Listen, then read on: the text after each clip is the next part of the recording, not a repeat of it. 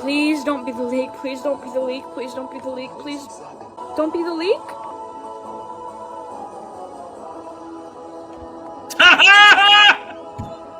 Oh, fuck.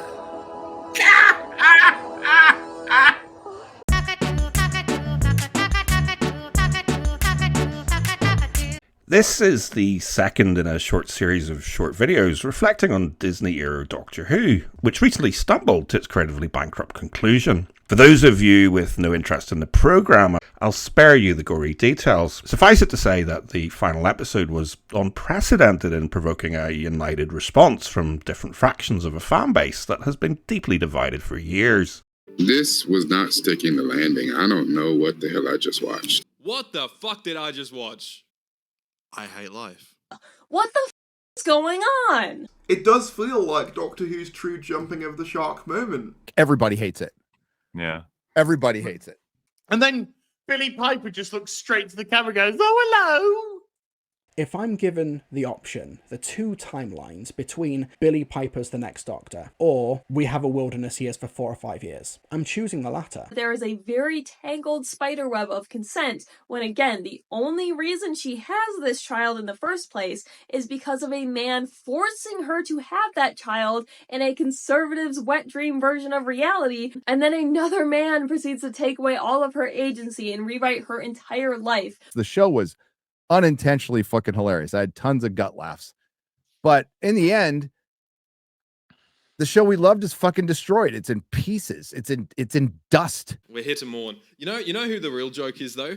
What the joke's on? Russell T Davies? No, the joke's on us. Why? I've got people messaging me saying, just saw that, ha ha ha ha ha. Right. Can't believe you still watch this show. I'm a laughing stock of my friends. I feel like a mug forever defending this era because I feel like it's proved all the people that I was defending it against correct. Pointed out by many, the first black gay doctor's last day was the day before Pride. He put on a skirt and killed himself. All right, say it with me. Sack Russell T Davies. Sack Jane Tranter. Sack Phil Collinson. And bring someone in that isn't stupid. Sadly, Doctor Who has become quite the case study in the cause and effect of infusing identity politics into celebrated cultural concerns. A cause and effect so common that it has been succinctly summarised into the 4-word maxim, get woke, go broke. And in this video, I invite you to consider the moment that I believe this quintessentially British slice of science fiction truly jumped the shark and achieved its point of peak wokeness. A moment that surprisingly few critics appear to have even noticed. Because, well, Season 2's finale may very well be remembered as the day Doctor Who went creatively bankrupt. I'd suggest that it achieved moral bankruptcy a few weeks earlier. And for the benefit of any bad faith actors watching, let me be clear. When discussing the concept of woke, I am not referring to the term's original meaning of being aware of social injustices and inequality, often in the context of activism.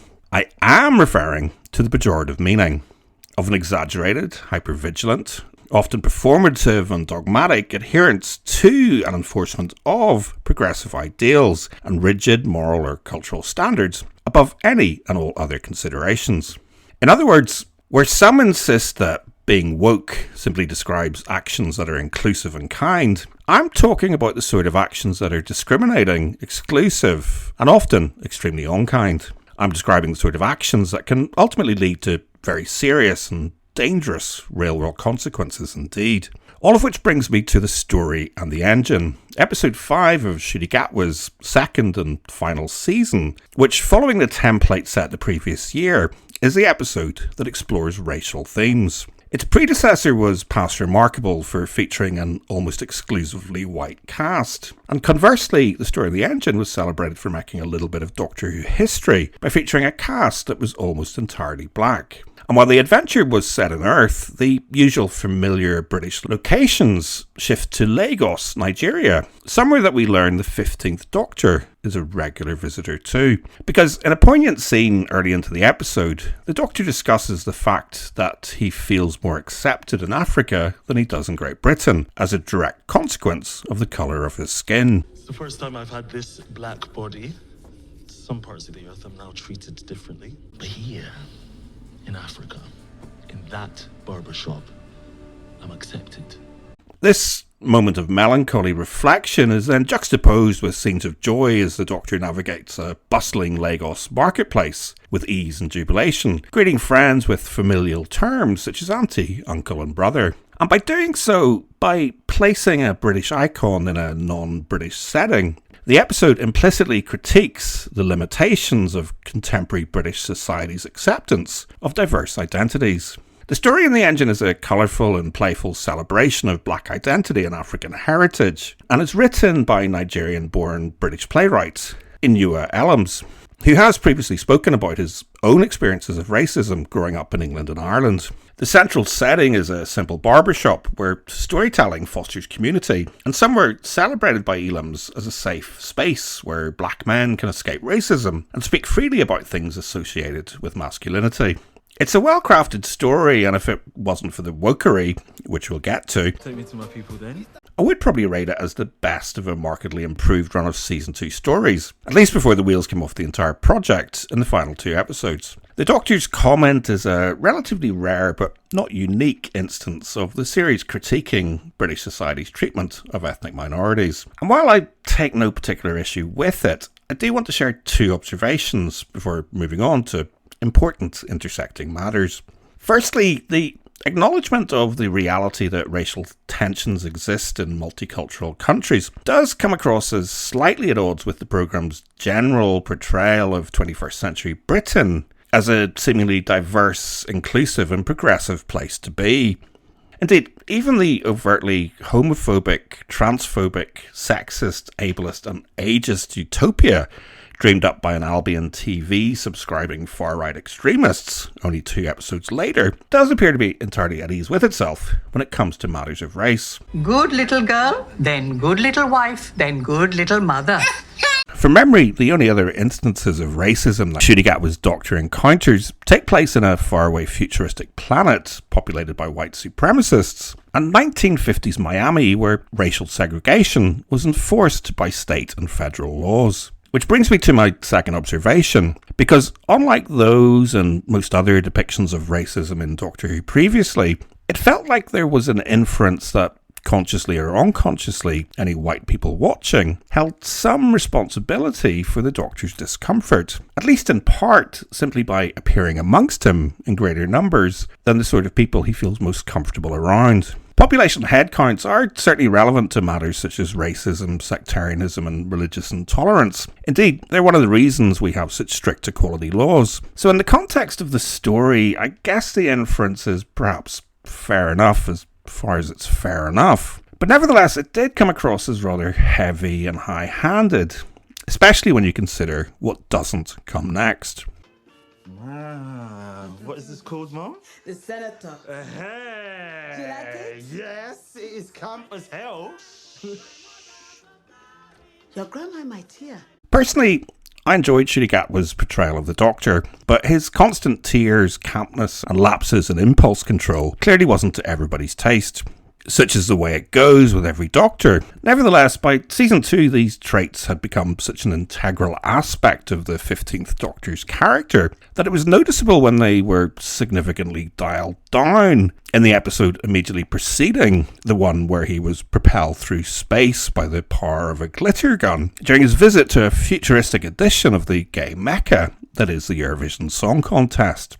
And there was, presumably, an obvious reason why. Because in the same year that the Doctor landed in Lagos, their police chief superintendent made the following public statement. If you are homosexually inclined, Nigeria is not a place for you, so leave the country or face prosecution. The same year, a Nigerian-based human rights organisation published a study indicating that 90% of Nigerians support anti-homosexual laws. And a Nigerian lawyer who had received international plaudits for his activism wrote about being brutally attacked after being accused of spreading a gay agenda. He wrote the following: "Homophobia is the tie that binds a divided country. The one thing a nation of chronic ethnic loyalties, of religious tension, of failed governments can agree upon. Gay men have too often experienced brutality in the form of lynchings or pillory with tires before they're set on fire and burnt alive. They are portrayed as cancers eating deeply into the fabric of society, tumours that must be obliterated.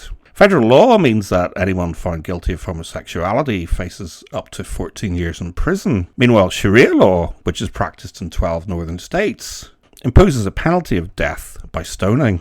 All of which strikes me as offering a significant counterpoint to the feeling of marginalisation that the Doctor observes experiencing in Britain, and his sense of greater acceptance on a continent where more than 50% of the countries have enacted laws that make it illegal to be gay. Hey, you, why are you not smiling? You're ruining my picture. And yet, remarkably, chillingly even, the episode's narrative remains entirely silent on this reality. A silence that seems all the more significant when you consider that the Doctor is played by an openly gay man who recently portrayed a character navigating the dangers that Nigeria presents to people like him. Where are you running off to? So I just don't know you that well, and I think I should probably go. What? We just got here. Where are you taking me? You'll see. No, sorry. Where did you go before? I was checking escape routes. Escape? I've got you. It's okay.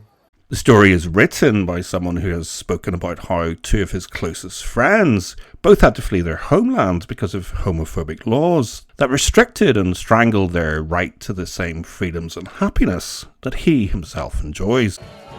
It's funny, I feel happy for them, but also a bit sad. Because I know I'll never have this for myself.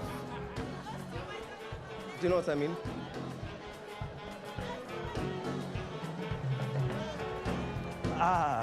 And of course, the whole affair was signed off by showrunner, script editor, and executive producer Russell T Davies, another openly gay man, a celebrated advocate for gay visibility in television, and someone who, after departing Doctor Who the first time, committed to spend the rest of his career telling gay-themed stories. Obviously, the BBC will have made an effort to avoid the sort of complaints about negative ethnic stereotyping that they were bombarded with the time EastEnders visited Ireland. Hello there. No, back off there, Sean. I just want to talk to the lady. Get off! I don't want to talk to you now. What are you playing at? Ah, look what you've gone and done now.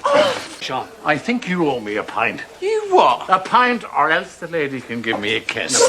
And I get that the episode is focused on celebrating African heritage. Even so, a few simple lines of dialogue could have made all the difference. And what makes matters worse is that not only does the narrative appear to very subtly hint at the Doctor's diversity, but it also does manage to find the time during the Ruth Doctor's blink and you'll miss appearance to officially canonise her as a member of the LGBT community. The fourth Doctor in a row, for anyone who's counting. So I'm sorry, but in the absence of any other explanation, I'm calling shenanigans. The narrative's uncharacteristic silence on matters of male sexuality stretches the credibility of the programme's preachy personal politics to breaking point and beyond. It is the moment that Doctor Who, in its current iteration, lost any credibility as a purported champion for social justice. It is the moment that its extremely performative, dogmatic adherence to progressive ideals and rigid cultural standards reveal it to be something that has become discriminating, exclusive, and unkind. Can't you see it too? There is an elephant in the room.